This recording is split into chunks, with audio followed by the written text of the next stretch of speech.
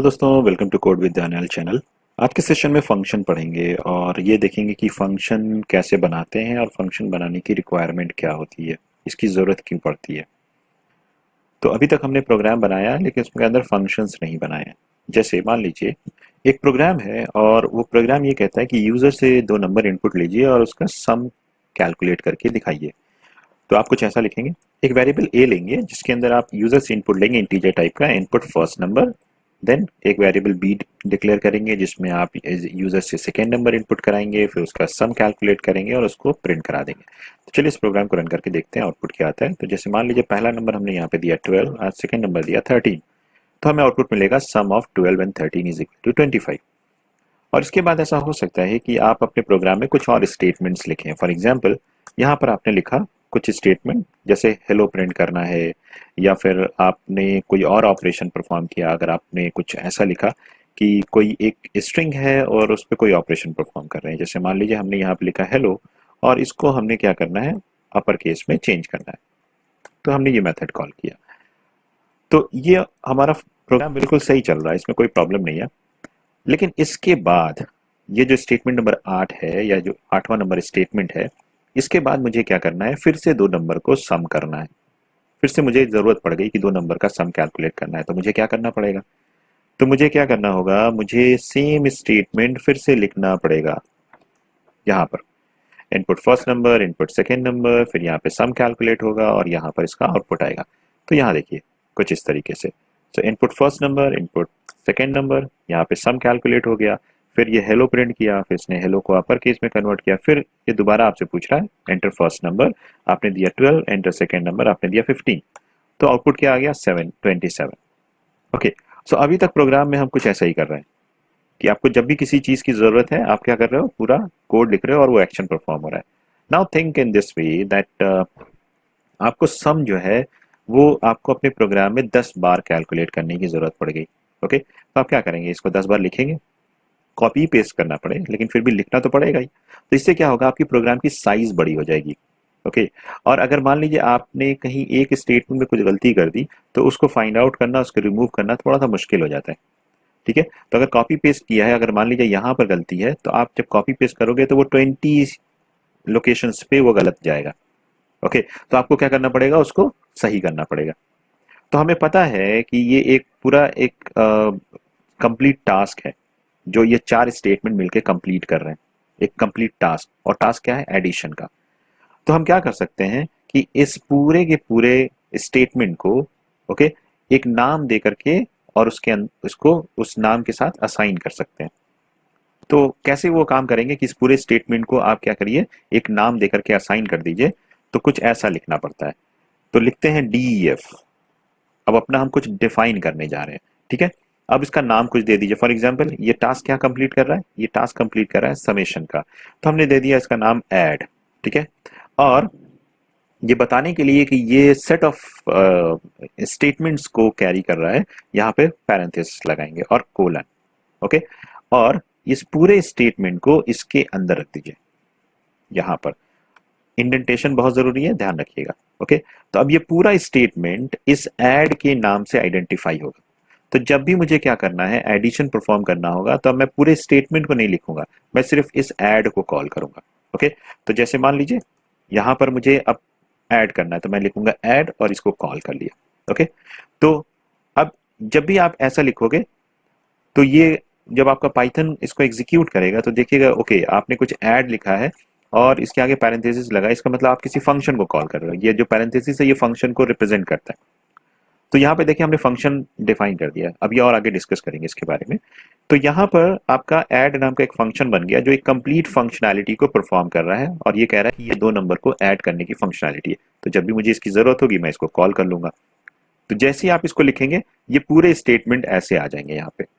Okay, फिर से मुझे यहाँ पे दोबारा इसको लिखने की जरूरत नहीं है, मैं फिर से मुझे एडिशन की जरूरत है मैं फिर ऐड लिखूंगा, फिर से मुझे एडिशन की जरूरत है मैं फिर ऐड लिखूंगा। तो मुझे जितनी बार भी जरूरत है मैं क्या करूंगा, सिर्फ उस नाम से उस पूरी फंक्शनैलिटीज को कॉल कर लूंगा। अब देखिए रन करके, तो पहला लाइन चला आपका, लाइन नंबर 10, ये एग्जीक्यूट नहीं होता है। ओके, आपका एग्जीक्यूट ये होगा। तो जैसे आप ये कॉल करेंगे ये वाला पोर्शन एग्जीक्यूट होगा। तो ऐड वाला मेथड यानी लाइन नंबर 10 एग्जीक्यूट हुआ, फर्स्ट नंबर मांग रहा है। ओके, फिर देखिए यहाँ पे प्रिंट हो गया सम ऑफ 1 एंड 2, फिर ये हेलो प्रिंट हुआ, फिर अपर केस में कन्वर्ट हुआ, फिर से ये ऐड वाले को कॉल कर रहा है। तो जब जैसे ही आपने इसको कॉल किया, ये दोबारा ये पूरा इसको एग्जीक्यूट करेगा। तो पहला क्या आ गया, एंटर फर्स्ट नंबर, ये देखिए एंटर फर्स्ट नंबर हमने दे दिया। फिर एग्जीक्यूट हुआ एंटर सेकेंड नंबर, तब सेकेंड नंबर हमारा 4 है मान लीजिए, 13 है, sum of 2 and 4 is equal to 6। तो ये कंप्लीट हो गया एग्जीक्यूट हो गया।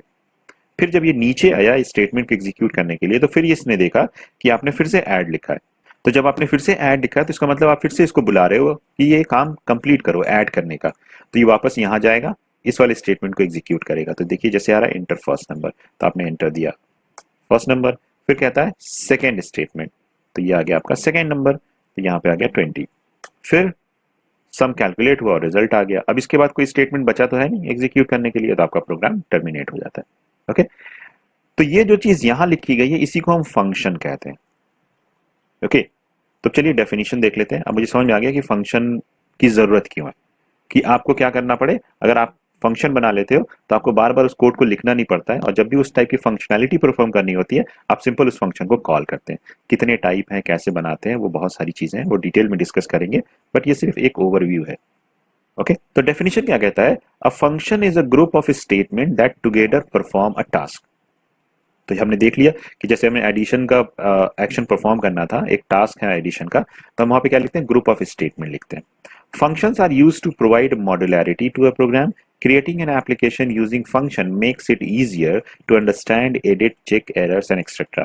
तो अगर जैसे मान लीजिए आपके पास बहुत सारे फंक्शनैलिटीज हैं एक एप्लीकेशन में, अगर आप चाहो तो एडिशन की फंक्शनैलिटी बना सकते हो, सब्ट्रैक्शन है, मल्टीप्लिकेशन है, डिवीजन है, प्राइम नंबर है, और आपके पास बहुत सारे चीजें करने के लिए। तो अब इससे क्या हो जाता है कि जब आप उस चीज को फंक्शन के फॉर्म में बना के रखते हैं, तो अगर कुछ अपडेट करने की जरूरत पड़ गई या फिर आपको कभी कोई एरर आ रहा है उसको सही करना है, तो आप बहुत इजीली उसको आइडेंटिफाई करके उसको दूर कर सकते हैं, उसको रिमूव कर सकते हैं। तो पाइथन में फंक्शंस बनाने से ये बेनिफिट हो जाता है। अब टाइप्स ऑफ फंक्शन क्या होते हैं, तो दो टाइप के फंक्शन है। एक को हम कहते हैं लाइब्रेरी फंक्शन। लाइब्रेरी फंक्शंस वो फंक्शंस होते हैं जो पैकेज के साथ आते हैं। जैसे आपने पाइथन इंस्टॉल किया तो पाइथन में बहुत सारे बिल्ट इन फंक्शंस हैं जो ऑलरेडी बने बनाए हुए हैं, और जिनको पाइथन के डेवलपर्स ने बना करके आपको दिया है, जो डायरेक्ट आप अपने एप्लीकेशन में यूज कर सकते हैं। जैसे प्रिंट फंक्शन है, इनपुट फंक्शन है, हमने सेट के बहुत सारे फंक्शन देखे हैं, हमने लिस्ट के बहुत सारे फंक्शंस देखे हैं, इसके बाद हमने मैथ मॉड्यूल देखा था, उसके अंदर बहुत सारे फंक्शंस हैं। तो वो सारे के सारे फंक्शंस जो हैं वो कहलाते हैं लाइब्रेरी फंक्शन। तो लाइब्रेरी फंक्शंस वो फंक्शंस होते हैं जो ऑलरेडी आपको दिए गए हैं, बिल्ट इन है, और आप उसको डायरेक्ट यूज कर सकते हो। दूसरी कैटेगरी होती है जिसको कहते हैं user defined function. User defined function वो फंक्शन होता है जो आप खुद बनाते हैं। जैसी आपकी रिक्वायरमेंट होगी वैसा फंक्शन आप डिफाइन करेंगे, और आप अपने अकॉर्डिंग उसके अंदर स्टेटमेंट्स लिखेंगे, और वो स्टेटमेंट्स एग्जीक्यूट होंगे और एक पर्टिकुलर टास्क को कंप्लीट करेंगे। तो वो होता है यूजर डिफाइंड फंक्शन। और यूजर डिफाइंड फंक्शन का नाम आप कुछ भी रख सकते हैं, जैसे बिल्ट इन फंक्शंस के नाम है वैसे आप यूजर डिफाइंड फंक्शंस के नाम रख सकते हैं। आप अपना फंक्शन बनाइए और अपना नाम रखिए। तो सिंटैक्स क्या होता है फंक्शन बनाने का, अभी से पहले हमने देखा है, लेकिन चलिए फिर भी सिंटैक्स देख लेते हैं। तो सिंटैक्स ये है कि सबसे पहले डीईएफ लिखा जाता है। तो डीईएफ का मतलब होता है डिफाइन अ फंक्शन।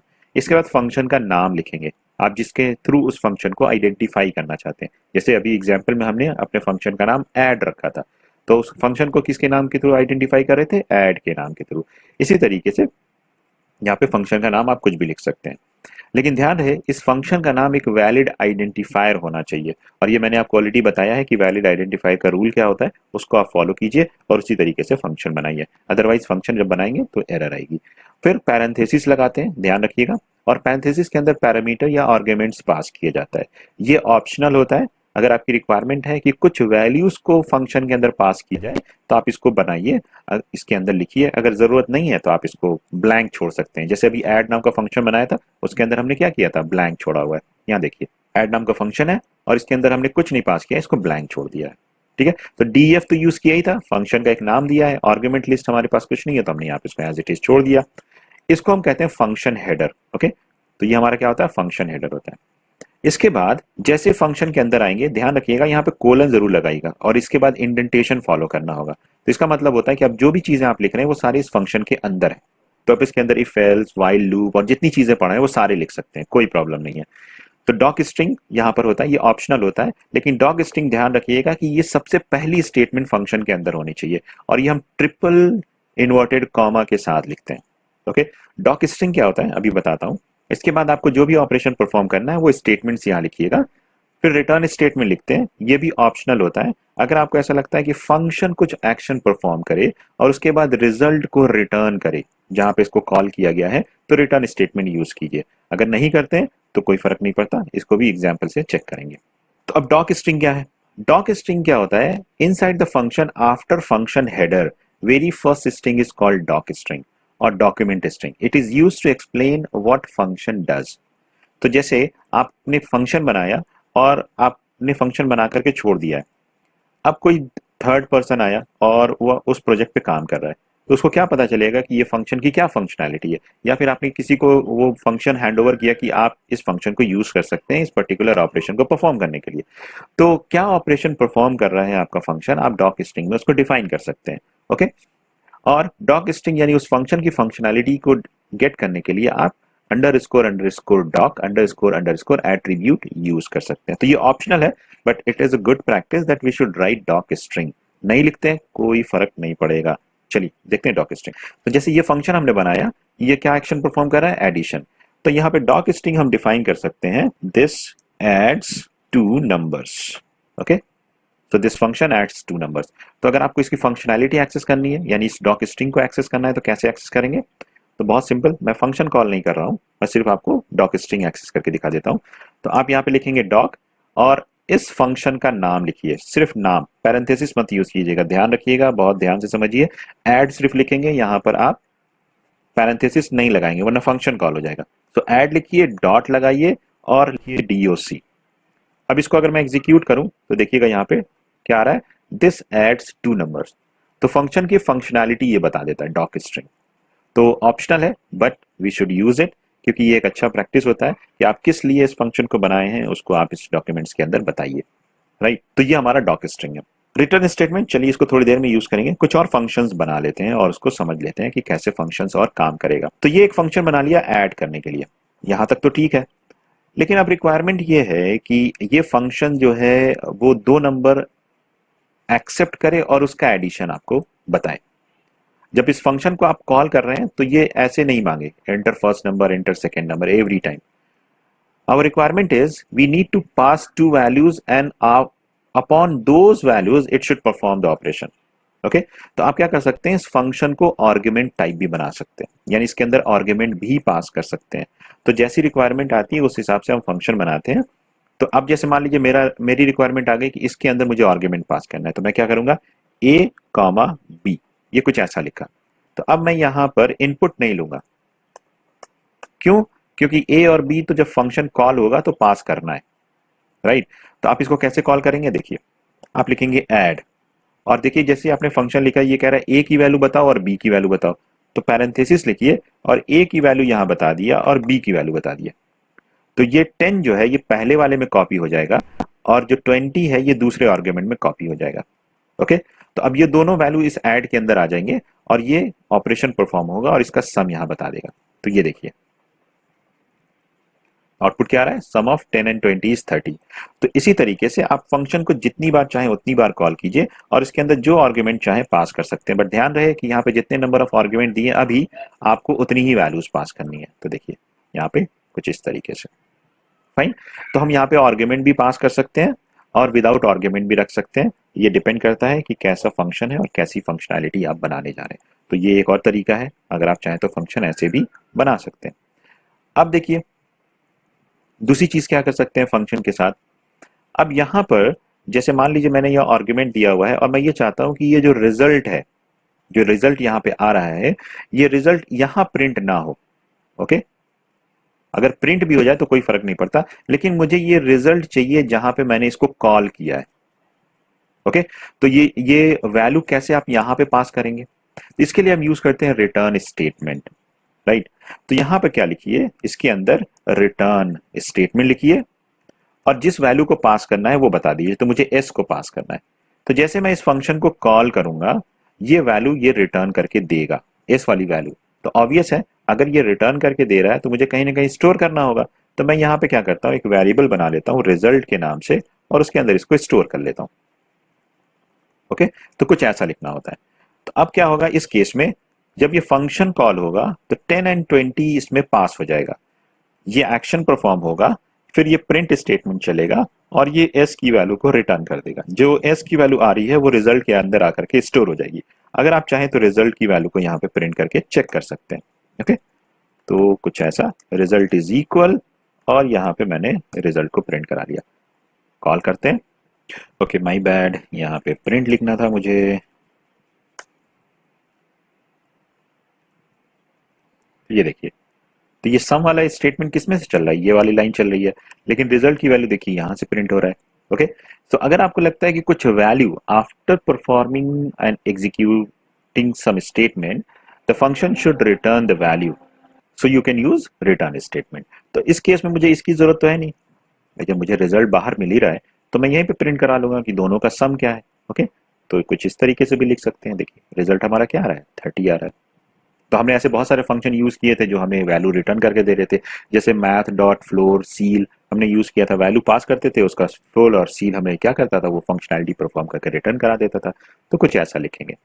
एक पॉइंट है जो यहाँ पे याद रखिएगा कि अगर आपने कोई वैल्यू रिटर्न नहीं किया और सिर्फ रिटर्न स्टेटमेंट लिखा हुआ है तो भी ये रिटर्न होगा, लेकिन अब ये रिटर्न क्या करेगा, क्योंकि ये वैल्यू तो जा नहीं रहा है, तो इस केस में ये रिटर्न करता है नन। ध्यान रखिएगा, तो फंक्शन से अगर कोई भी रिटर्न स्टेटमेंट या फिर रिटर्न आपने यूज किया, कोई वैल्यू रिटर्न नहीं कर रहे हैं, तो वो हमेशा नन ऑब्जेक्ट रिटर्न करता है। ये ध्यान रखिएगा, ये एक क्वेश्चन है, इंटरव्यू में पूछा जाता है या फिर ऑनलाइन में भी पूछा जा सकता है। और ये जो स्टेटमेंट है, अगर आप लिखिए या ना लिखिए, ये सिमिलर है। मैंने यहां नहीं लिखा है, तब भी देखिए रिजल्ट क्या आ रहा है, नन आ रहा है। Okay, so this is similar to this statement. आप लिखें या ना लिखें, ये रिटर्न। लेकिन अगर कोई वैल्यू रिटर्न करना है तो रिटर्न स्टेटमेंट लिख के ही वैल्यू को रिटर्न कर सकते हैं। So the return statement is used to exit from the function and return back to the place from where it was called. ठीक है, तो जहां से इसको कॉल किया था वहां पर वापस जाने के लिए हम रिटर्न स्टेटमेंट यूज करते हैं। और अगर आप चाहें तो कुछ वैल्यूज के साथ रिटर्न कर सकते हैं, अगर आप चाहें तो बिना वैल्यू के भी रिटर्न हो सकते हैं। If there is no expression to evaluate and no return statement, both are here. Okay, दोनों चीजें हैं। अगर यहाँ पे नो एक्सप्रेशन है, कोई भी एक्सप्रेशन नहीं इवेल्युएट करने के लिए, और रिटर्न स्टेटमेंट नहीं है, तो फंक्शन क्या रिटर्न करता है, हमेशा नन रिटर्न करता है। इसको ध्यान रखिएगा। ओके, अब मैं आपको कुछ कोडिंग प्रैक्टिस दे रहा हूँ, आप इस प्रोग्राम्स को बनाइएगा और कमेंट बॉक्स में जरूर लिखिएगा इसका सोल्यूशन क्या है। Write a function to generate square of all odd numbers from range 1 to 10। Okay, और दूसरा फंक्शन है write a function to find the maximum number from a list and return a value. Okay, so I hope अगर आपको ये function समझ में आ गया होगा तो आप ये जरूर लिखेंगे। फिर भी अगर नहीं समझ में आया हो, डाउट हो रही हो, कोई भी प्रॉब्लम हो रहा हो, तो आप कमेंट बॉक्स में लिखिए। So thank you for watching this video. आज की वीडियो में इतना ही। नेक्स्ट वीडियो में फंक्शंस के आगे और भी पढ़ेंगे, अभी बहुत कुछ है कवर करने के लिए। तो मिलते हैं नेक्स्ट वीडियो में। Thank you, bye.